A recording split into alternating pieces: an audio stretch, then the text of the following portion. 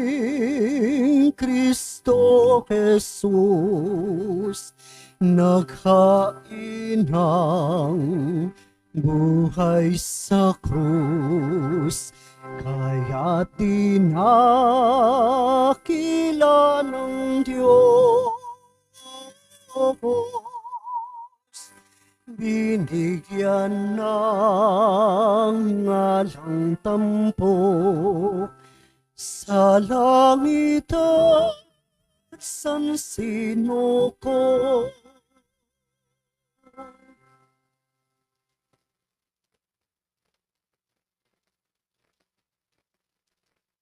Ang pagpapakasakit ng ating Panginoong Hesukristo ayon kay San Juan. Noong panahong iyon, umalis si Jesus kasama ang kanyang mga alagad. Pumunta sila sa ibayo ng Batis Cedron at pumasok sa isang halamanan doon. Ang lugar na ito'y alam ni Judas at nagkanulo sa kanya, sapagkat madalas magpunta roon si Jesus at ang kanyang mga alagad. Pumaroon si Judas kasamang ilang bantay sa templo at isang pangkat ng mga kawal, napadala ng mga punong saserdote at mga pariseyo. May dala silang mga parol, sulo at sandata. Alam ni Jesus ang lahat ng mangyayari sa kanya, kaya't sila'y sinalubong niya at tinanong, Sino ang hinahanap ninyo? Si Jesus na taga Nazaret. tugon nila. Sinabi niya, Ako si Jesus. kaharap nila si Judas na nagkanulo sa kanya. Nang sabihin ni Jesus na siya nga, napaurong sila at nabuwal sa lupa. Muli siyang nagtanong, Sino nga ba ang hinahanap ninyo? Si Jesus na taga Nazaret. sagot nila. Sinabi ko na sa inyong ako si Jesus. Kung ako ang hinahanap ninyo, hayaan ninyong umalis ang mga taong ito. Wika niya. Sinabi niya ito upang matupad ang kanyang salita. Walang napahama kahit isa sa mga ibinigay mo sa akin, Ama. Binunot ni Simon Pedro ang kanyang tabak at tinaga ang alipin ng pinakapunong saserdote. Natigpas ang kanang tainga ng aliping yaon na ang pangalay Malco. Sinabi ni Jesus kay Pedro, Isalong mo ang iyong tabak. Dapat kong inumin ang kalis ng paghihirap na ibinigay sa akin ng Ama. si Jesus ay dinakip at ginapos ng mga bantay na Hudyo at ang pangkat ng mga kawal sa pamumuno ng kanilang kapitan. Siya'y dinala muna kay Anas na biyanan ni Caiphas at na pinakapunong saserdote ng panahong iyon. Si Caiphas ang nagpayo sa mga Hudyo na mas mabuti para sa kanila na isang tao lamang ang mamatay alang-alang sa bayan. Si Pedro, Simon Pedro at ang isa pang alagad ay sumunod kay Jesus. Kilala ng pinakapunong saserdote ang alagad na ito, kaya't nakapasok siya kasama ni Jesus sa patio ng bahay ng pinakapunong saserdote. Naiwan naman si Pedro sa labas ng pintuan. Lumabas ang alagad, nakilala ng pinakapunong saserdote. Kinausap ang dalagang nagbabantay sa pinto at pinapasok si Pedro. Si Pedro'y tinanong ng dalaga, Hindi ba't isa ka sa mga alagad ng taong yan? Hindi. sagot ni Pedro. Maginaw noon kaya't nagbaga ng uling ang mga alipin at mga bantay at tumayo sa paligid ng siga upang magpainit. Nakihalo si Pedro at nagpainit din. Si Jesus itinanong ng mga pinunong saserdote tungkol sa kanyang mga alagad at sa kanyang itinuro. Sumagot si Jesus, Hayagan akong nagsasalita sa madla. Lagi akong nagtuturo sa mga sinagoga at sa templo ng mga Hudyo. Wala akong sinabing palihim. Bakit ako ang tinatanong ninyo? Ang tanungin ninyo'y ang mga nakarinig sa akin. Alam nila kung ano ang sinabi ko. Pagkasabi nito, siya'y sinampal ng isa sa mga bantay na naroroon. Bakit mo sinasagot ng ganyan ang pinakapunong saserdote? Tanong niya, sinagot ni Jesus, Kung nagsalita ako ng masama, patunayan mo. Ngunit kung mabuti ang sinabi ko, bakit mo ako sinampal? si Jesus na nakagapos pa noon ay pinadala ni Anas kay Caifas na pinakapunong saserdote. Samantala naroon pa rin si Simon Pedro na nagpapainit. Siya'y tinanong nila. Hindi ba alagad ka rin ng taong yan? Hindi. Sagot ni Pedro. Tinanong naman siya ng isa sa mga alipin ng pinakapunong saserdote, kamag-anak ng lalaking tinigpasan niya ng tainga. Hindi ba ikaw ang nakita kong kasama ni Jesus sa halamanan? Muling itinatuwa ito ni Pedro. Siya namang pagtilaok ng manok. Mula sa bahay ni Caifas, si Jesus ay dinala nila sa palasyo ng gobernador. Umaga na noon, hindi pumasok ang mga Hudyo sa palasyo ng gobernador upang sila'y huwag maituring na di karapat-dapat kumain sa punang Pampaskwa. Kaya't sa labas sila'y tinanggap ni Pilato at tinanong, Ano ang sakdal ninyo laban sa taong ito? Sumagot sila, Kung hindi po siya gumawa ng masama, hindi namin siya dadalhin sa inyo. Sinabi sa kanila ni Pilato, Dalhin niyo siya at hatulan ayon sa inyong kautusan. Sumagot ang mga Hudyo, Wala po kaming kapangyarihang humatol ng kamatayan kanino man. nangyari ito upang matupad ang sinabi ni Jesus tungkol sa paraan ng kanyang pagkamatay. Si Pilato'y pumasok uli sa palasyo at tinawag si Jesus. Ikaw ba ang hari ng mga Hudyo? Tanong niya. Sumagot si Jesus, Iyan ba'y galing sa inyong sariling isipan o may nagsabi sa inyo? Ako ba'y Hudyo? tanong ni Pilato. Ang mga kababayan mo at ang mga punong saserdote ang nagdala sa iyo rito. Ano ba ang ginawa mo? Sumagot si Jesus, Ang kaharian ko'y hindi sa sanlibutang ito. Kung sa sanlibutang ito ang aking kaharian, ipinakipaglaban sana ako ng aking mga tauhan at hindi na ipagkanulo sa mga Hudyo. Ngunit hindi sa sanlibutang ito ang aking kaharian. Kung ganon, isa kang hari? sabi ni Pilato. Sumagot si Jesus, Kayo na ang nagsasabing ako'y hari. Ito ang dahilan kung bakit ako'y pinanganak at naparito sa sanlibutan upang magsalita tungkol sa katotohanan. Nakikinig sa aking tinig ang sinumang nasa katotohanan. Ano ba ang katotohanan? tanong ni Pilato. Pagkasabi nito, muling lumabas si Pilato at sinabi sa mga Hudyo, Wala akong makitang kasalanan sa taong ito. Ngunit ayon sa inyong kaugalian, dapat akong magpalayo sa isang bilanggo kung araw ng Paskwa. Ibig ba ninyong palayain ko ang hari ng mga Hudyo? Hindi! sigaw nila.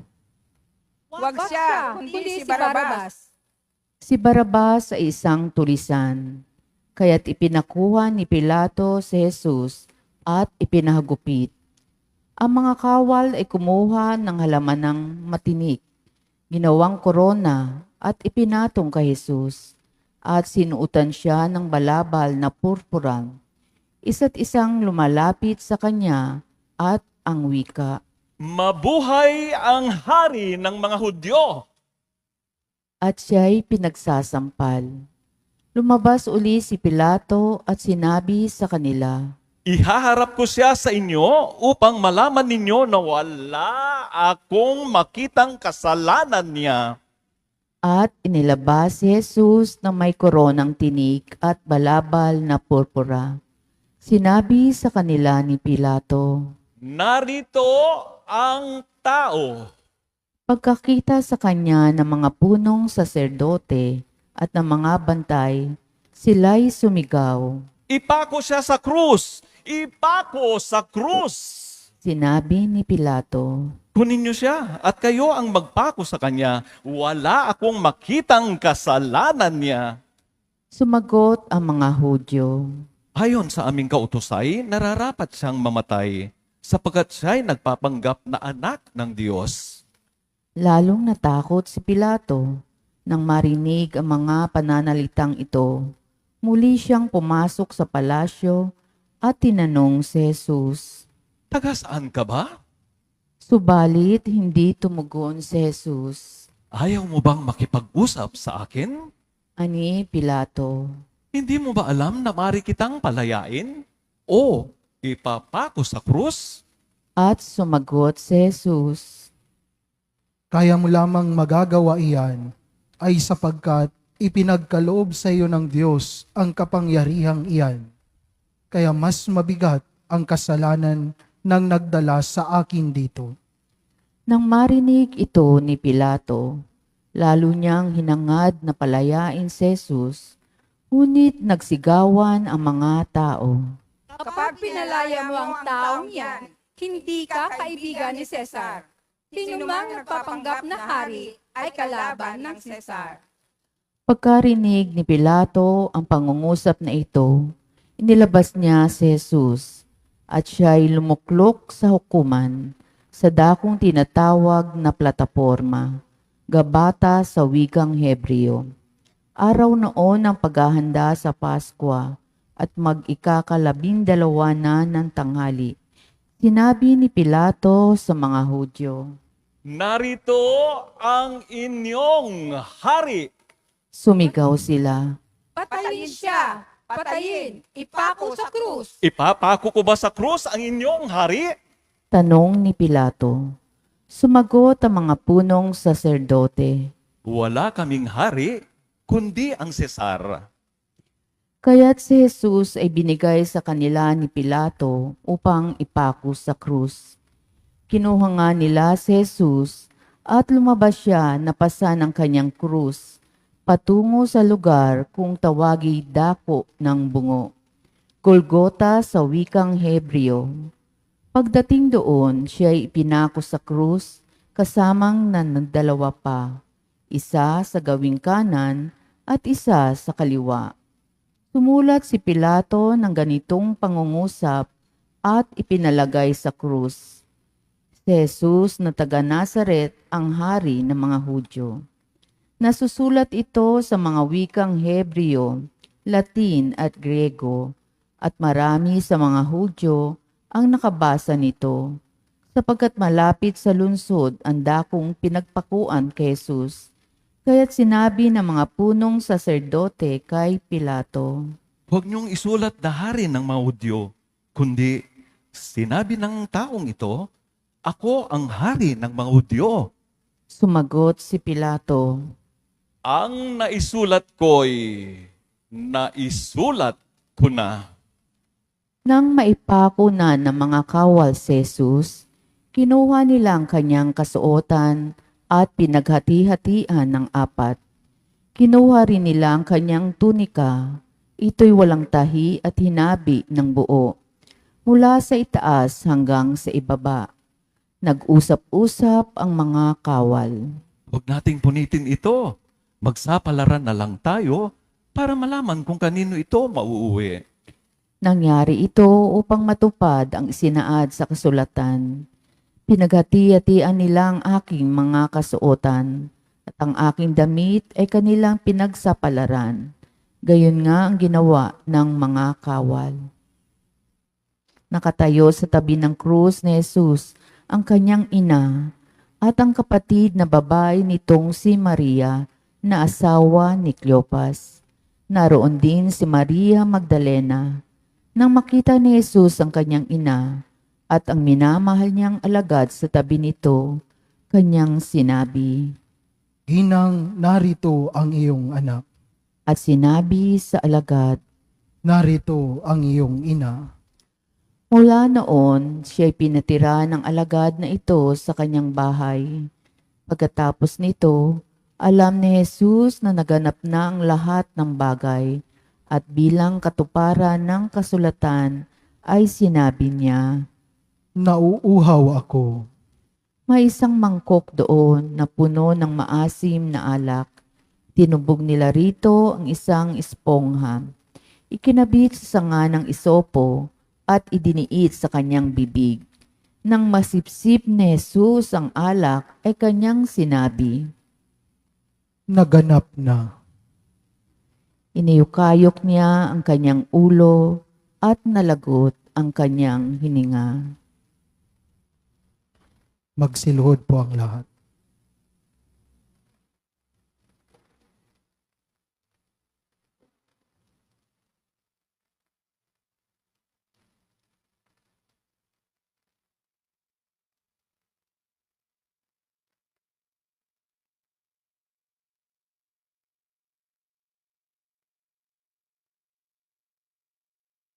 Magsitayo po ang lahat. Nooy araw ng paghahanda at ayaw ng mga Hudyo na manatili sa krus at mga bangkay sa araw ng pamamahinga.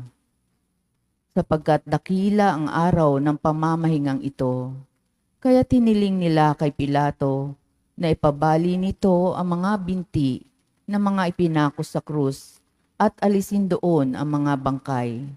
Naparoon nga ang mga kawal at binali ang mga binti ng dalawang ipinakong kasabay ni Jesus. Ngunit pagdating nila kay Jesus at makitang patay na siya, hindi na nilang binali ang kanyang binti. Subalit inulos ng sibat ng isa sa mga kawal ang tagiliran ni Jesus at biglang dumaloy ang dugo at tubig. Ang nakakita nito ang nagpapatotoo. Tunay ang kanyang patotoo. At alam niyang katotohanan ng sinabi niya upang kayo'y maniwala. Nangyari ang mga ito pang matupad ang sinasabi ng kasulatan. Walang mababali isa man lang sa kanyang mga buto. At sinabi naman ng ibang bahagi ng kasulatan, pagmamasdan nila ang kanilang inulos. Pagkatapos nito, si Jose na taga Arimatea ay nagsadya kay Pilato at humingi ng pahintulot na makuha ang bangkay ni Jesus. Si Jose isang alagad ni Jesus, ngunit palihim nga lamang dahil sa takot sa mga Hudyo. Ang pinahintulutan siya ni Pilato. Kaya't kinuha ni Jose ang bangkay ni Jesus.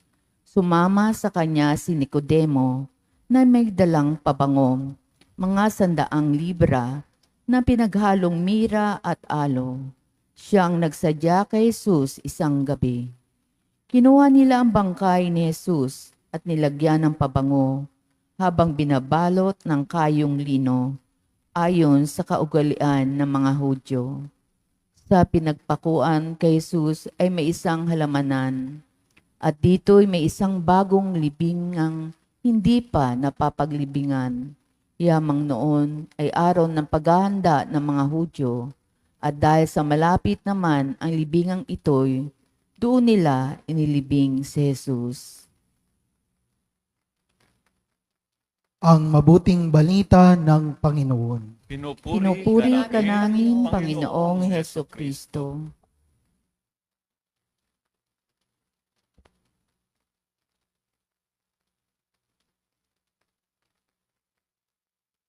Magandang hapon po sa inyong lahat. Pakibati po ng mga katabi ninyo ng magandang hapon.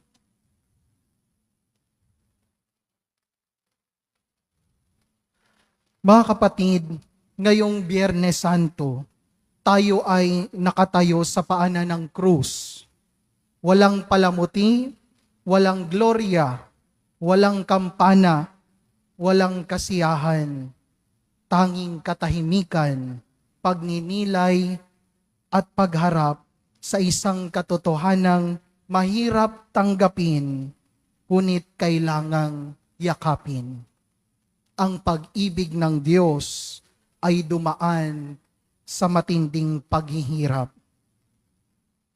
Parang nakikiramay ang buong kalikasan sa paghihirap ng Panginoon. Hindi tayo natitipon ngayon para magdiwang, kundi para magnilay, makiramdam, at makiisa sa pag-ibig na ipinakita ni Kristo sa krus. Sa ating mabuting balita, malinaw na si Jesus ay hindi basta nadala lamang ng pangyayari. Hindi siya biktima ng kapalaran. Alam niya ang mangyayari. Ang pagtataksil, ang pagtanggi, ang pagdurusa, at ang kamatayan. Ngunit pinili pa rin niyang harapin ang lahat ng ito. At nang siya'y hanapin sa hardin, siya pa mismo ang lumapit at nagsabi, "Ako nga." Sa simpleng linyang iyon, hindi siya tumakas sa sakit, sa paghihirap. Sa halip, buong loob niya itong tinanggap.